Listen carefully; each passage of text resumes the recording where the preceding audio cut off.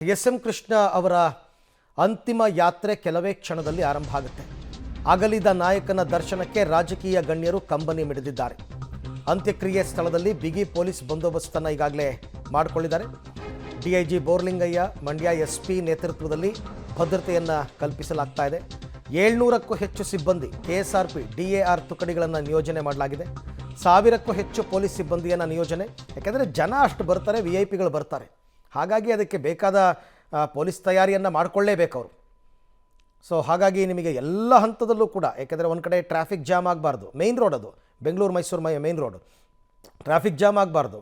ಮತ್ತೊಂದು ಕಡೆ ಬರೋ ವೆಹಿಕಲ್ಸ್ಗಳಿಗೆಲ್ಲ ಪಾರ್ಕಿಂಗ್ ಅವಕಾಶ ಕೊಡಬೇಕು. ಸೊ ಹೀಗೆ ನೋಡಿ, ಈಗ ನೀವು ನೋಡ್ತಾ ಇದ್ದೀರಾ, DK ಶಿವಕುಮಾರ್ ಕೂಡ ಬಂದಿದ್ದಾರೆ ಸ್ಥಳಕ್ಕೆ. DK ಶಿವಕುಮಾರ್ ಅವರು ಕೂಡ ಬಂದು ಈಗ ಒಂದು ಕಡೆ ಚಲುವರಾಯಸ್ವಾಮಿ, ಒಂದು ಕಡೆ DK ಶಿವಕುಮಾರ್ ಎಲ್ಲ ರೆಡಿಯಾಗಿ ಬಂದಿದ್ದಾರೆ. ಅಂತಿಮ ಯಾತ್ರೆಯ ಜೊತೆಗೆ ನಾವು ಕೂಡ ತೆರಳುತ್ತೀವಿ ಅಂತ ಈಗ DK ಶಿವಕುಮಾರ್ ಹೇಳಿರೋದ್ರಿಂದ ಅದರ ಪ್ರಕಾರವೇ ಈಗ ಅಂತಿಮ ಯಾತ್ರೆ ನೋಡಿ, ಇಲ್ಲಿ ವೆಹಿಕಲ್ ಒಳಗಡೆ ಹೋಗ್ತಾ ಇರ್ತಕ್ಕಂಥದ್ದನ್ನು ತಾವು ಗಮನಿಸ್ತಾ ಇದ್ದೀರಾ. ಈ ತೆರೆದ ವಾಹನವನ್ನು ಒಳಕ್ಕೆ ತೆಗೆದುಕೊಂಡು ಹೋಗಿ ಅಲ್ಲಿ ಪಾರ್ಥಿವ ಶರೀರವನ್ನು ಆ ವಾಹನದ ಒಳಗಡೆ ಇಡ್ತಾರೆ. ಕೆಲವು ಸಂದರ್ಭದಲ್ಲಿ ಅಲ್ಲಿಂದನೇ ತಗೊಂಡು ಬಂದು ಇಲ್ಲಿ ಇಡ್ತಕ್ಕಂಥ ಪದ್ಧತಿ ಕೂಡ ಇರುತ್ತೆ. ಬಟ್ DK ಶಿವಕುಮಾರ್ ಅವರೇ ಇದ್ದಾರೆ, ಅವರು ಇದೆಲ್ಲವನ್ನು ನಿಭಾಯಿಸ್ತಾರೆ ಭಾರಿ ಚೆನ್ನಾಗಿ. ಈ ಥರದ್ದೆಲ್ಲ ಕಾರ್ಯಕ್ರಮಗಳು ಇವೆಲ್ಲವನ್ನು ಅವರ ನೇತೃತ್ವ ಅಂತಂದರೆ ಅವೆಲ್ಲ ಮಾಡ್ತಾರೆ. ಸೊ ಹಾಗಾಗಿ ಈಗ ಅವರೇ ಮುಂದಾಳತ್ವವನ್ನು ವಹಿಸ್ಕೊಂಡಿದ್ದಾರೆ. ದೃಶ್ಯದಲ್ಲಿ ತಾವೀಗ ಗಮನಿಸ್ತಾ ಇದ್ದೀರಾ, ಆ ವೆಹಿಕಲ್ ಮೂವ್ ಆಗ್ತಾ ಇರ್ತಕ್ಕಂಥದ್ದನ್ನು ಗಮನಿಸ್ತಾ ಇದ್ದೀರಾ. 8 ಗಂಟೆ ಅಂತ ಹೇಳಿದ್ರು, ಕರೆಕ್ಟಾಗಿ 8 ಗಂಟೆನೇ, 5 ನಿಮಿಷ ಹೆಚ್ಚು ಕಡಿಮೆ ಅಂತ ಚಲುವರಾಯಸ್ವಾಮಿ ಹೇಳಿದರು. ಸೊ ಅದರ ಪ್ರಕಾರನೇ ಇವಾಗ ಎಲ್ಲವೂ ನಡೀತಾ ಇದೆ. ಈಗ ಪಾರ್ಥಿವ ಶರೀರವನ್ನು ಮನೆಯ ಒಳಭಾಗದಿಂದ ಇಲ್ಲಿಗೆ ತರ್ತಾರೆ. ಐ ಥಿಂಕ್ ಇದು ಈ ವೆಹಿಕಲ್ ಒಳಗಡೆ ಹೋಗುವಷ್ಟು ಅಲ್ಲಿ ಅಷ್ಟೊಂದು ಇದಿಲ್ಲ, ಹಾಗಾಗಿ ತರ್ತಾರೆ. ತಂದು ದೇಹವನ್ನು, ಪಾರ್ಥಿವ ಶರೀರವನ್ನು ಅದರೊಳಗಡೆ ಇರಿಸಿ ಅಲ್ಲಿಂದ ಈಗ ಅಂತಿಮ ಯಾತ್ರೆ ಆರಂಭ ಆಗುತ್ತೆ. ಸೊ ಇದು ಬೆಂಗಳೂರಿನಲ್ಲಿ ಕೊನೆಯ ಹಂತ ನಾನು ಹೇಳೋ ಪ್ರಕಾರ.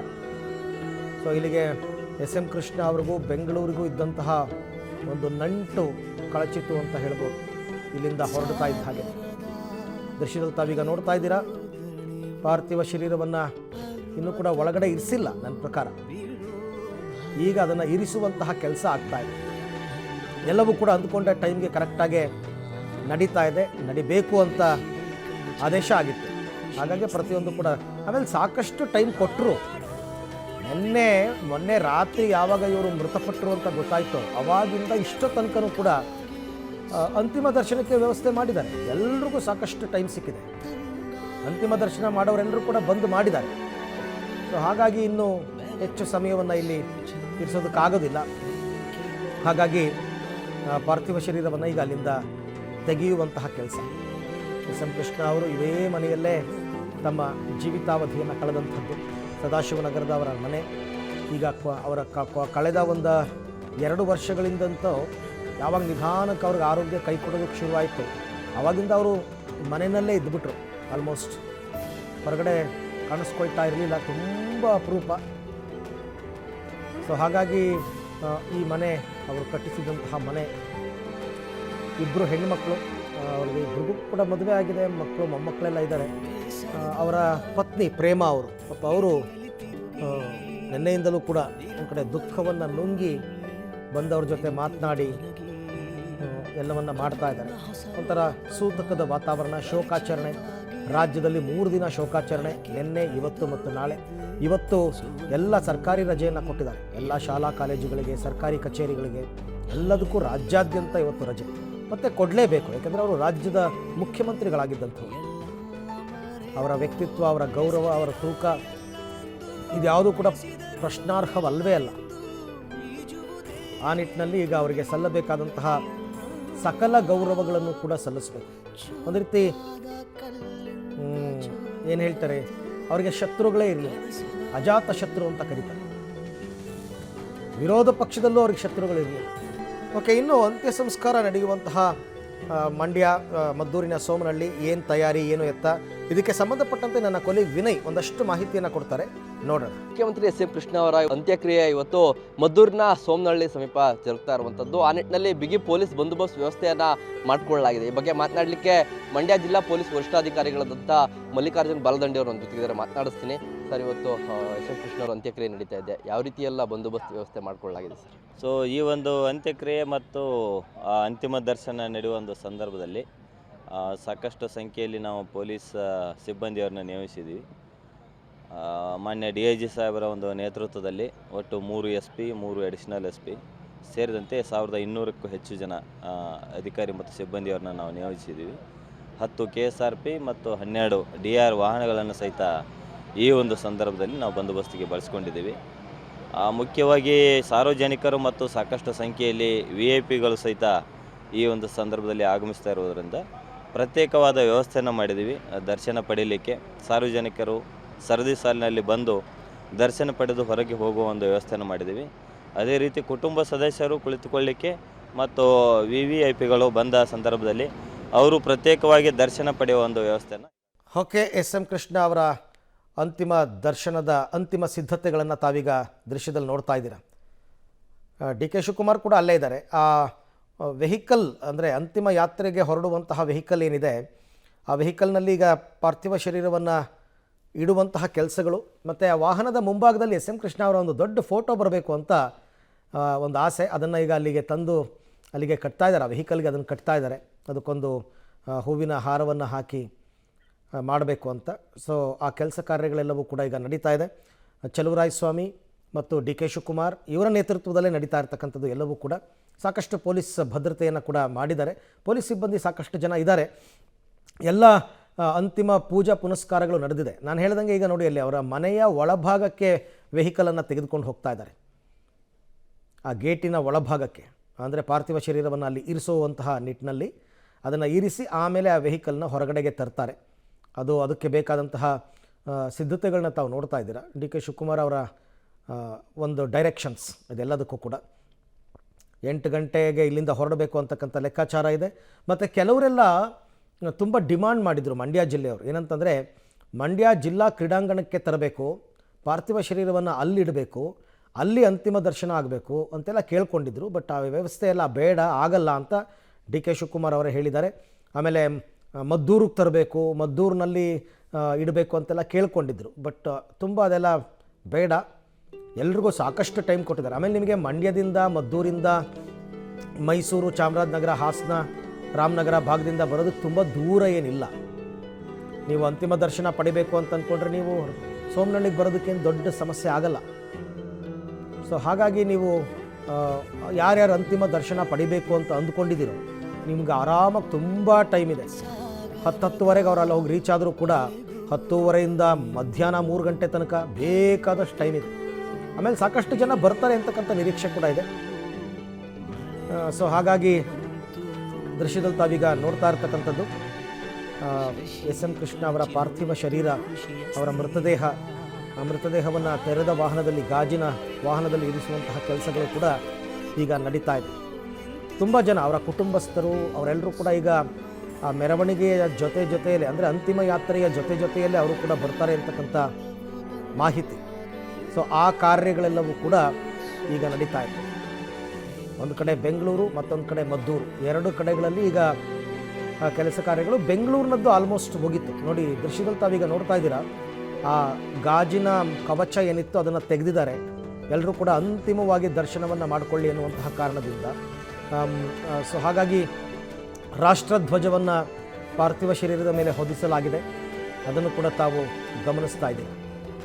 ಅವರ ಪತ್ನಿ ಪ್ರೇಮ ಅವರು, ಅವರ ಪುತ್ರಿಯರು, ಅವರ ಕುಟುಂಬಸ್ಥರು ಎಲ್ಲರೂ ಕೂಡ ಅಲ್ಲೇ ಇದ್ದಾರೆ. ಅವರ ಪತ್ನಿ ಪಾರ್ಥಿವ ಶರೀರದ ಮುಂದೆನೇ ನಿಂತಿದ್ದಾರೆ.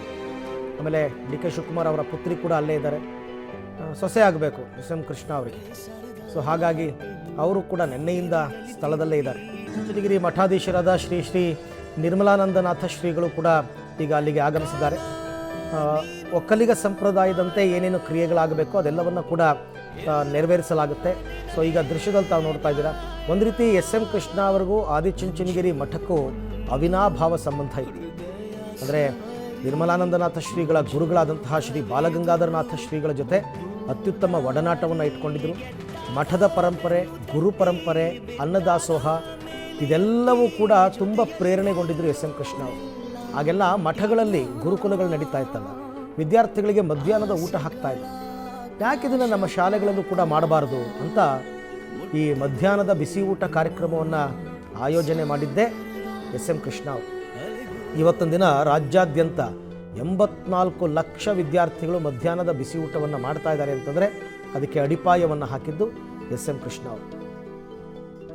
ಮಕ್ಕಳು ಆಗೆಲ್ಲ ತೀವ್ರ ಬರಗಾಲ, ಊಟ ಇಲ್ಲ, ಸ್ಕೂಲಿಗೆ ಬರ್ತಿರಲಿಲ್ಲ ಮಕ್ಕಳು. ಇವರು ಯಾರೂ ಕೂಡ ಹಸಿವಿನಿಂದ ಮುಕ್ತರಾಗಬೇಕು, ಶಿಕ್ಷಣದಿಂದ ವಂಚಿತರಾಗಬಾರದು ಅನ್ನೋ ಕಾರಣಕ್ಕೆ ಮಧ್ಯಾಹ್ನದ ಬಿಸಿ ಊಟ ಯೋಜನೆಯನ್ನು ಜಾರಿಗೆ ತಂದಿದ್ದು. ನಿನ್ನೆ ನಿರ್ಮಲಾನಂದ ಶ್ರೀಗಳು ಕೂಡ ಪಬ್ಲಿಕ್ ಟಿವಿ ಜೊತೆ ಮಾತನಾಡ್ತಾ ಹಲವಾರು ವಿಚಾರಗಳನ್ನು ಹಂಚ್ಕೊಂಡು ಎಸ್ ಎಂ ಕೃಷ್ಣ ಅವರು ತುಂಬ ಡಿಫ್ರೆಂಟಾಗಿ ಹೇಗೆ ನಿಲ್ತಾರೆ, ಬೇರೆ ರಾಜಕಾರಣಿಗಳಿಂದ ವಿಭಿನ್ನವಾದ ವ್ಯಕ್ತಿತ್ವ ಅವರದ್ದು ಹೇಗೆ ಅನ್ನೋದನ್ನು ಬಹಳ ಚೆನ್ನಾಗಿ ವಿವರಿಸ್ತಾ ಇದ್ದಾರೆ. ಡಾಕ್ಟರ್ ಅಶ್ವಥ್ ನಾರಾಯಣ ಅವರು ಕೂಡ ಬಂದಿದ್ದಾರೆ, ಡಿ ಕೆ ಶಿವಕುಮಾರ್ ಅವರು ಕೂಡ ಇದ್ದಾರೆ. ಅವರ ಮನೆಯ ಮುಂಭಾಗದಲ್ಲಿ ಪಾರ್ಥಿವ ಶರೀರವನ್ನು ಇರಿಸಲಾಗಿದೆ.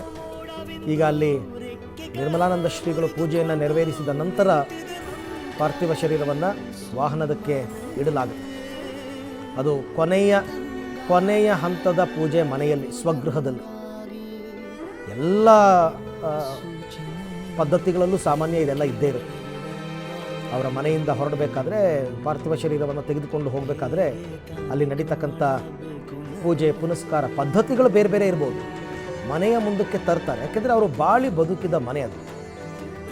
ಹಾಗಾಗಿ ಅಲ್ಲಿಂದ ತೆಗೆದುಕೊಂಡು ಹೋಗುವಂತಹ ಕಾರ್ಯ ಎಸ್ ಎಂ ಕೃಷ್ಣ, ಮಾಜಿ ಮುಖ್ಯಮಂತ್ರಿಗಳು, ವಿದೇಶಾಂಗ ಸಚಿವರಾಗಿದ್ದಂಥವರು, ರಾಜ್ಯಪಾಲರಾಗಿದ್ದಂಥವರು, ಸ್ಪೀಕರ್ ಆಗಿದ್ದಂಥವರು, ಮೇರು ವ್ಯಕ್ತಿತ್ವದ ಕ್ಲಾಸ್ ಆ್ಯಂಡ್ ಮಾಸ್ ಲೀಡರ್, ಬಹುಭಾಷಾ ಪಂಡಿತರು, ಬಹಳ ವಿದ್ಯಾವಂತರು, ವಿದೇಶದಲ್ಲಿ ವ್ಯಾಸಂಗವನ್ನು ಪಡೆದಂಥವರು. ಮೈಸೂರಿಗೂ ಎಸ್ ಎಂ ಕೃಷ್ಣ ಅವರಿಗೂ ತುಂಬ ನಂಟಿತ್ತು, ಯಾಕೆಂದರೆ ಅವರು ಪ್ರೌಢಶಾಲೆಯಿಂದ ಮೈಸೂರಿನಲ್ಲಿ ಓದಿದವರು. ಮೈಸೂರಿನ ಮಹಾಜನಾಸದಲ್ಲಿ ಪ್ರೌಢಶಾಲೆ, ಅದಾದ ನಂತರ PUC ಓದ್ತಾರೆ ಮೈಸೂರಿನಲ್ಲಿ, ಮಹಾರಾಜದಲ್ಲಿ ಡಿಗ್ರಿ ತಗೋತಾರೆ ಮಹಾರಾಜ ಕಾಲೇಜಿನಲ್ಲಿ.